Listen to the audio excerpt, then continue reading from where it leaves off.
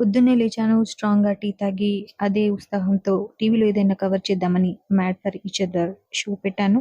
అందులో final week అని చెప్పి శ్రీముఖి పాటలు పెట్టి కంటెస్టెంట్స్‌ని కోతులు ఆడించినట్టుగా ఆడిచ్చింది.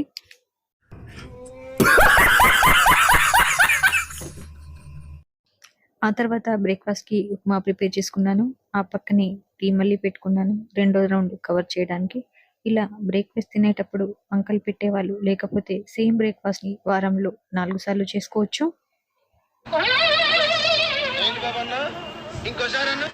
బ్రేక్‌ఫాస్ట్ చేసుకొని లాగిన్ అయ్యాను. వర్క్ చేసే మూడ్ లేదు. సో, సిక్ లీవ్ పెడదామని చెప్పి లీవ్‌కి అప్లై చేస్తుండగా సడన్‌గా మా సీఈఓ నుంచి పింగ్ వచ్చింది. ఈవినింగ్ క్లయింట్ మీటింగ్‌కి రిపోర్ట్ ప్రిపేర్ చేయమని షాక్ ఇచ్చింది.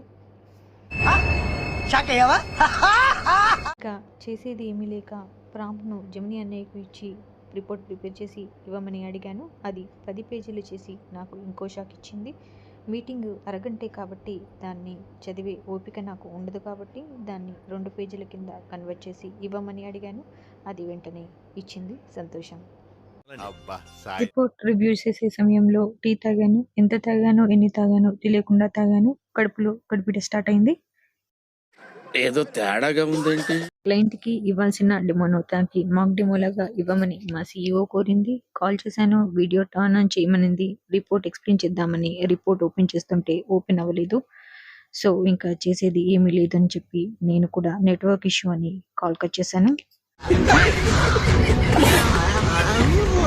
ఇంకా కొంచెం ఫ్రెష్ అయ్యి లంచ్ చేసుకొని లాగిన్ అయ్యాను. తీరా చూస్తే నిద్రొస్తుంది. ఏం చేయాలో అర్థం కావట్లేదు.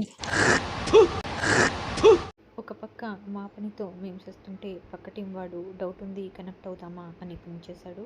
వాడికి ఒక మోటివేషనల్ స్పీచ్ ఇచ్చి ఇది నువ్వు చేయగలవని వాడి పని వాడికి అంటగట్టాను. Intelligent fellow. ఇంకా డైలీ రొటీన్ లాగౌట్ అయ్యాను. డిన్నర్ చేసుకొని బయటికి వచ్చాను. తిన్నది అరిగేదాకా తిరిగాను. వెళ్ళి పడుకున్నాను. ఈ రోజుకి ఇంతే.